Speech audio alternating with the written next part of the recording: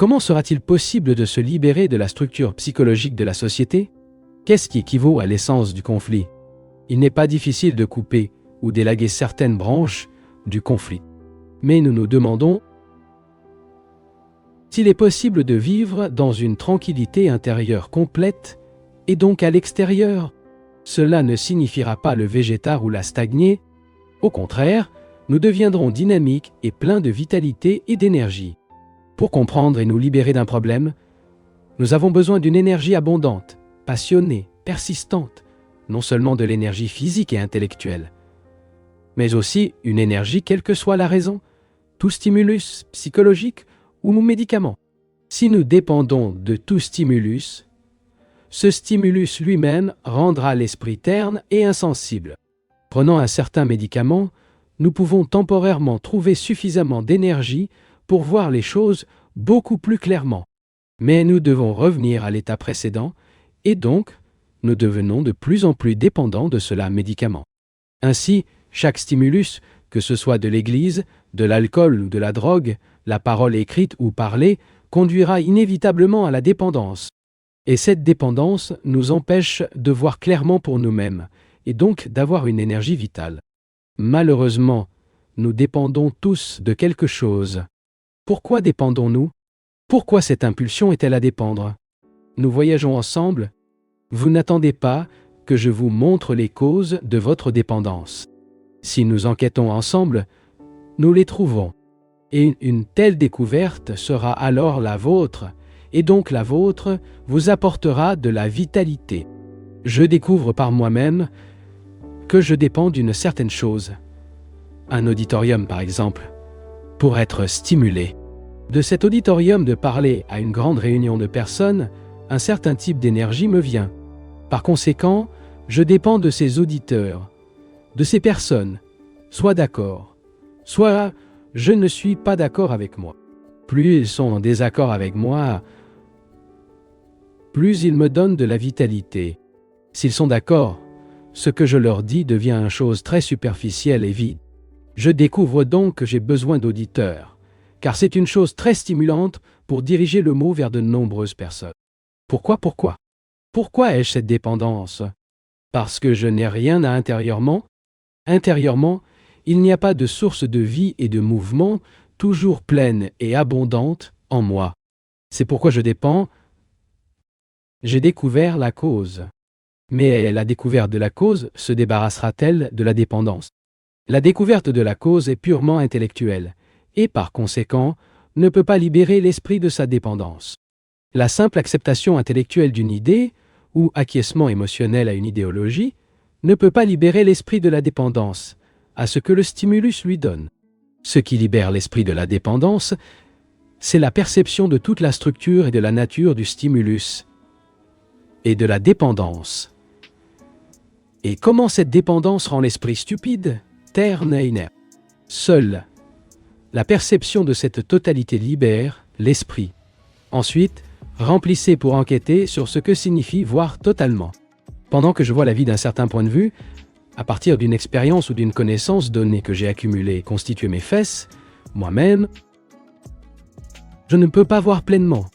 J'ai découvert intellectuellement, verbalement, par analyse, la cause de ma dépendance, mais tout ce que la pensée étudie est élémentaire et totalité d'une chose, lorsque la pensée n'interfère pas. Je percevais le fait en fait, ma dépendance. Je perçois vraiment ce que c'est, je l'observe avec cette qualité d'observation, je perçois l'image entière, et lorsque l'esprit perçoit toute l'image, la libération se produit. Maintenant, j'ai constaté qu'il y avait une dissipation d'énergie lorsqu'il y a une fragmentation. J'ai découvert la source même de dissipation d'énergie. Il peut penser qu'il n'y a pas de gaspillage d'énergie, simite, s'il accepte l'autorité, si cela dépend du prêtre, du rituel, du dogme, du parti ou d'une certaine idéologie. Mais le accepter et suivre une idéologie, bonne ou mauvaise, sacrée ou impie, est une activité fragmentaire et donc une cause de conflit. Et le conflit survient inévitablement en cas de séparation entre ce qu'il devrait être et ce qu'il est. Et chaque conflit est la dissipation de l'énergie. Si vous vous posez la question vous-même, comment puis-je me libérer du conflit? Il crée un autre problème, et donc augmente les conflits, tout en le percevant simplement comme un fait, si vous le voyez comme un objet concret, clair et directement, vous comprendrez alors l'essence, la vérité d'une vie exempte de conflits. En d'autres termes, nous comparons toujours ce que nous sommes avec ce que nous devrions être. Le devrait être une projection de ce que nous pensons être. La contradiction existe en comparaison non seulement avec quelque chose ou une personne, mais aussi avec ce que nous étions hier et par conséquent, il y a un conflit entre ce qui était et ce qu'il est. Il n'y a que ce qui est quand il n'y a pas de séparation de aucune sorte. Et pour vivre avec ce que c'est de vivre en paix. Il peut ensuite appliquer toute votre attention, sans aucune distinction, à ce qui est en vous. Désertion, malévolence, brutalité, peur, anxiété, solitude, et vivre complètement avec elle. Il n'y a pas de contradiction alors. Et donc, il n'y a pas de conflit. Mais nous comparons continuellement. Avec ceux qui sont plus intelligents ou les plus riches, les plus intellectuels, les plus affectueux, les plus célèbres, de plus en plus, ou plus, il a un rôle très important dans nos vies. Cette mesure de nous-mêmes avec quelque chose ou une personne est l'une des principales causes de conflit. Pourquoi y a-t-il une comparaison? Pourquoi comparez-vous avec un autre? Cette comparaison vous a été enseignée depuis l'enfant. Dans chaque école, A est comparé à B et se détruit afin de faire correspondre B. Lorsqu'il n'y a pas de comparaison, quand il n'y a pas d'idéal, pas d'opposé, pas de facteur de dualité. Quand il n'y a pas de lutte pour être différent de ce que vous êtes. Qu'est-il arrivé à votre esprit? Son esprit a cessé de créer le contraire et est devenu très intelligent et sensible, capable d'une perception extraordinaire. Quant à tous les efforts, c'est la dissipation de la passion. La passion qui est l'énergie vitale. Et rien ne peut être fait sans passion. Si cela ne se compare pas à quelqu'un d'autre, si vous ne vous comparez pas à quelqu'un d'autre, vous êtes ce que c'est. En comparant, il s'attend à évoluer, de devenir plus intelligent, plus beau. Mais comment allez-vous l'obtenir? Le fait est ce qu'il est. Et quand il se compare, il fragmente le fait, qui est un gaspillage d'énergie. Le voir ce que c'est, sans comparaison, vous donne une énergie énorme à regarder. Lorsque vous pouvez regarder sans comparaison, vous avez déjà transcendé votre comparaison. Et cela ne signifie pas que l'esprit stagne en contentement. Nous voyons alors, en substance, comment l'esprit gaspille l'énergie qui est si nécessaire pour comprendre la totalité de la vie. Je ne veux pas savoir avec qui je suis en conflit. Je ne veux pas connaître les conflits périphériques de mon existence. Ce que je veux savoir, c'est pourquoi le conflit existe. En me posant cette question, je réalise une question fondamentale qui n'a rien en commun avec les conflits périphériques et leurs solutions. Je m'intéresse au problème central, et je vois, vous pouvez également le voir, que la nature même du désir, sinon correctement compris, cela conduira inévitablement au conflit. Le désir est toujours en contradiction. Je souhaite des choses contradictoires, je ne dis pas que je dois détruire, réprimer, contrôler ou sublimer le désir.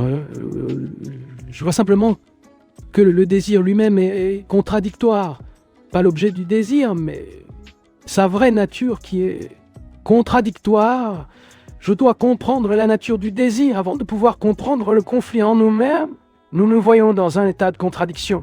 Et cet état de contradiction est créé par le désir.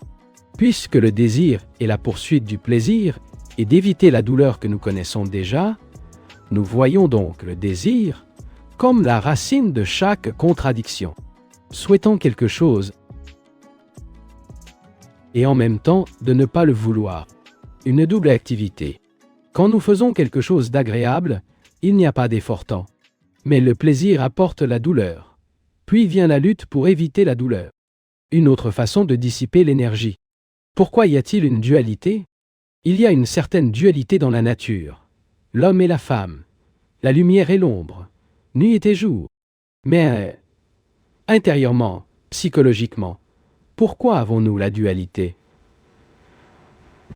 S'il vous plaît, pensez-y complètement avec moi. Vous devez exercer votre désir de découvrir des choses. Mes paroles sont simplement un miroir que vous regardez. Pourquoi avons-nous cette dualité psychologique?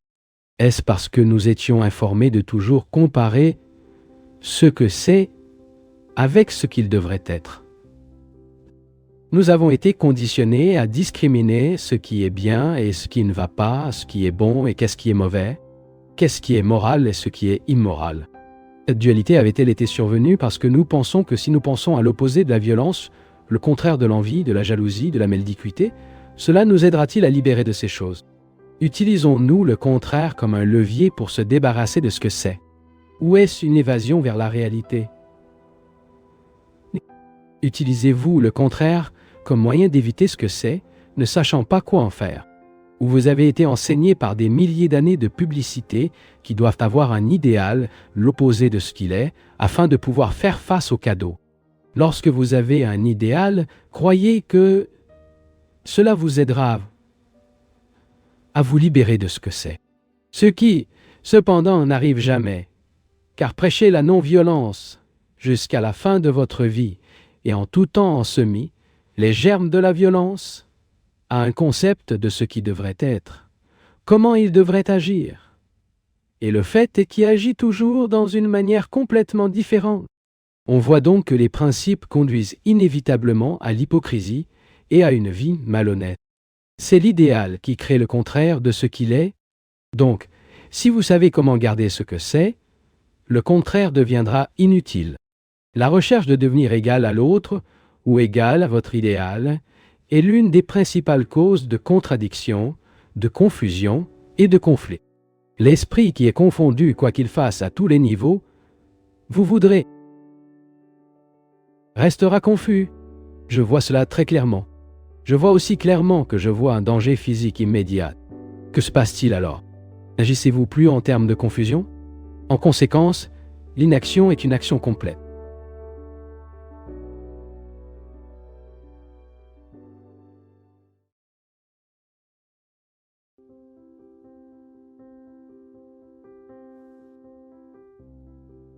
Selon l'histoire théologique, nous nous garantissons les guides religieux qui, si nous regardons certains rituels, pour réciter certaines prières et versets saintes, pour obéir à certaines normes, à s'abstenir de nos désirs, à contrôler nos pensées, à sublimer nos passions, si nous nous abstenir de plaisirs sexuels, puis après avoir suffisamment torturé le corps et l'esprit, c'est ce qui a fait au cours des âges des millions d'individus religieux, soit par isolement, dans les déserts, dans les montagnes, dans une grotte, ou soit un pèlerinage de village en village, de l'aumône qui était en groupe, entrant dans les monastères et forçant l'esprit à s'adapter aux normes établies. Mais l'esprit qui a été torturé, soumis à l'esprit qui veut échapper à toute l'agitation, qui a renoncé au monde extérieur, est devenu terne par la discipline et l'ajustement, cet esprit, peu importe combien de temps il cherche, trouver, sera conforme à votre propre déformation. Ainsi, pour savoir s'il y a quelque chose, en plus de cette existence anxieuse, coupable, effrayante et concurrente, il semble nécessaire de prendre une manière complètement différente. Le chemin traditionnel part à partir de la périphérie intérieure dans le temps, la pratique et le renoncement, atteignant progressivement cette fleur intérieure, cette beauté et l'amour intime. Quoi qu'il en soit, faites tout pour devenir étroit, vulgaire et faux. Retirez les couches une par une. Besoin de temps. Demain ou dans la prochaine vie, nous viendrons. Et quand nous avons atteint le centre, nous n'avons rien trouvé, car notre esprit est devenu incapable, terne et insensible. Après avoir observé ce processus, nous nous demandons s'il n'y aura pas d'autre moyen totalement différent. Autrement dit, si nous ne pourrons pas exploser depuis le centre, le monde accepte et suit la manière traditionnelle. La principale cause de désordre aux États-Unis est de rechercher la réalité promise par un autre. Mécaniquement, nous suivons tout celui qui nous garantit une vie spirituelle confortable. C'est un fait vraiment unique que, bien que la plupart d'entre eux soient opposés à la tyrannie politique et à la dictature, nous acceptons intérieurement l'autorité. la tyrannie d'un autre, permettant de déformer notre esprit et nos vies. Ainsi, si nous rejetons tous, pas l'intellectuel, mais vraiment l'autorité spirituelle, les cérémonies, les rituels et les dogmes, cela signifie que nous sommes seuls, en conflit avec la société. Nous ne serons plus des êtres humains respectables, parfois une entité humaine respectable. Aucune possibilité ne doit aborder cette réalité infinie et incommensurable. Commencez maintenant par rejeter quelque chose qui est totalement faux, le chemin traditionnel. Mais s'il le rejetait en réaction, il aura créé un autre modèle dans lequel il sera emprisonné comme dans un piège. Si intellectuellement se dit que ce rejet est une idée importante et ne fait rien, il n'ira pas plus loin. S'il le rejette et comprend à quel point le rejette avec une intelligence élevée, parce que vous êtes libre et intrépide, créez beaucoup de perturbations à l'intérieur et autour de vous, mais vous vous débarrasserez du piège de la respectabilité. Vous verrez alors que vous avez cessé votre recherche. C'est la première chose que nous devons apprendre. Ne recherchez pas. Lors de la recherche, agis avec l'effet comme s'il regardait des vitrines. La question de savoir s'il y a Dieu, la vérité ou la réalité, ou comment l'appeler, ne sera jamais répondue par des livres, des prêtres, des philosophes ou des sauveurs. Personne et rien ne peut répondre à cette question, mais seulement vous-même. Et c'est pourquoi vous devez vous connaître. Seul l'homme de maturité dans l'ignorance totale de soi, la compréhension de vous-même est le début de la sagesse. Et que vous-même, vos individus, je pense que c'est une différence entre humains. Et l'individu, appartenant à une culture particulière. L'entité humaine n'est pas une entité place, il est partout. Si l'individu n'agit que dans un certain coin, isolé du vaste champ de vie, son action est totalement déconnectée de l'ensemble. Par conséquent, il est nécessaire de garder à l'esprit que nous parlons de l'ensemble et non de la partie, car dans le plus grand, le plus petit est contenu, mais le plus petit ne contient pas le plus grand. L'individu est cette condition insignifiante, conditionnée, affligée, frustrée, satisfaite de leur petit Dieu et tradition. L'entité humaine s'intéresse au bien-être général, à la souffrance générale et à la confusion totale dans laquelle le monde se trouve. Nous, les êtres humains, sommes les mêmes que nous étions des millions d'années. Extrêmement désireux, envieux, agressifs, jaloux, anxieux et désespérés, avec des éclairs occasionnels de joie et d'affection. Nous sommes un étrange mélange de haine, de peur et de tendresse. Nous sommes de la violence et de la paix depuis un certain temps. Des progrès ont été faits extérieurement. De la voiture de bouée à l'avion à réaction, mais psychologiquement, l'individu n'a pas du tout changé. Et la structure de la société, tout au long du world, a été créée par des individus.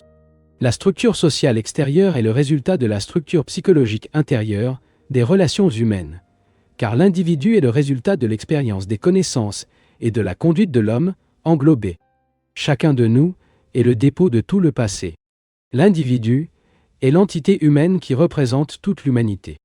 Toute histoire humaine est écrite en nous. La solitude est un état mental interne, quel que soit le stimulus ou les connaissances, et non le résultat d'une expérience ou d'une conclusion. La plupart d'entre nous ne sont jamais uniquement intérieurement. Il y a une différence entre l'isolement et la ségrégation et le fait d'être seul, la solitude. Nous savons tous ce que signifie être isolé. En élevant une barrière autour de nous, afin que nous ne soyons jamais agressés, nous ne serons jamais vulnérables. Ou cultiver le détachement, qui est un autre type d'agonie, ou vivre dans la fantastique tour de la fin d'une idéologie. La solitude est complètement différente de cela. Ce n'est jamais seulement parce qu'il est plein de tous vos souvenirs, tous les murmures d'hier. Votre esprit n'est jamais libre de ces frettes sans valeur que vous avez accumulées. Pour être seul, vous devez mourir pour le passé. Quand il est seul, totalement seul, sans appartenir à aucune famille, pas de nation, de continent particulier, vous avez le sentiment d'être un étranger. L'homme, qui est complètement seul, est innocent. Et ceci, l'innocence, est celle qui libère l'esprit de la souffrance. Nous avons porté avec nous le fardeau de tout ce qui disait des milliers de personnes et les souvenirs de tous nos malheurs. Abandonner tout cela totalement, c'est être seul. Et l'esprit qui est seul, non seulement innocent, mais aussi jeune. Pas dans le temps ou l'âge, mais juvénile, purifié, vivant, quel que soit l'âge. Seul cet esprit peut voir ce qu'est la vérité et ce que les mots ne peuvent pas mesurer. Dans cette solitude, vous comprendrez la nécessité de vivre avec vous-même. Et non comment vous pensez que cela devrait être ou à quoi cela ressemblait. Voyez si vous pouvez regarder sans aucun frisson, sans fausse modestie, peur, justification ou condamnation. Vivez avec vous-même comme c'est vraiment le cas. Seul vivant intimement, avec une chose commence à le comprendre. Mais, dès que vous vous habituez à elle, dès que vous vous habituez à votre anxiété ou à votre envie, ou quoi que ce soit d'autre, vous ne vivez plus avec elle. Si vous vivez près d'une rivière, après quelques semaines, vous n'entendez plus le son des eaux. Ou si vous avez une photo dans la pièce que vous voyez tous les jours après une semaine, vous la perdez. La même chose sur les montagnes, les vallées, les arbres. La même en relation avec les enfants, le mari et la femme. Mais pour vivre avec quelque chose, comme la jalousie, l'envie, l'anxiété, ne devrez jamais s'y habituer. Vous ne devriez jamais l'accepter. Vous devriez prendre en souciez-vous pendant que vous prenez soin d'un arbre nouvellement planté qui protège contre le soleil et la météo. Vous devez vous assurer cette chose, ne jamais la condamner ou la justifier. Il commence donc à l'aimer. Lorsque vous avez un zèle pour elle, vous commencez à l'aimer. Cela ne signifie pas aimer l'envie ou l'anxiété, comme il y a ceux qui le font, mais d'avoir le zèle nécessaire pour l'observation. Donc, ce sera possible. Pour vous et moi, nous vivons avec ce que nous sommes vraiment, sachant que nous sommes des croyants stupides, envieux, effrayants, que nous avons une énorme capacité d'affection lorsque nous n'avons pas, facilement offensés, facilement flattés et ennuyés.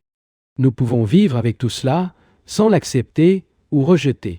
Mais donc juste regarder, sans devenir morbide, déprimé ou fier. Posons maintenant une autre question. Cette liberté, cette solitude, cette entrée en contact avec toute la structure de ce que nous sommes en nous-mêmes, pour être réalisée dans le temps? Autrement dit, la liberté peut-elle être réalisée grâce à un processus progressif? Il ne peut pas, bien sûr, parce que dès le moment est introduit, il nous a servi de plus en plus. Personne ne peut se libérer progressivement. Ce n'est pas une question de temps. La question suivante est la suivante. Pouvez-vous prendre conscience de cette liberté? Oh. Si vous dites « je suis libre », dans ce cas, vous n'êtes pas libre. C'est la même chose comme un homme dit « je suis heureux ».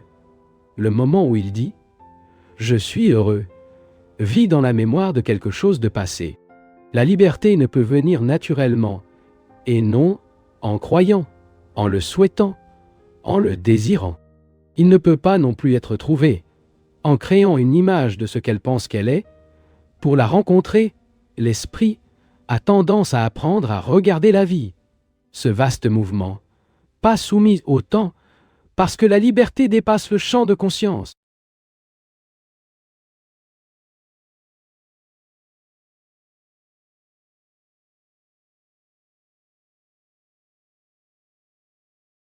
Mon ami, aller jusqu'au bout n'est pas rien.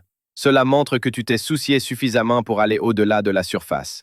Si cela t'a touché d'une quelconque manière, abonne-toi, commente ta ville et ton pays, et partage avec quelqu'un qui pourrait bénéficier de ces idées.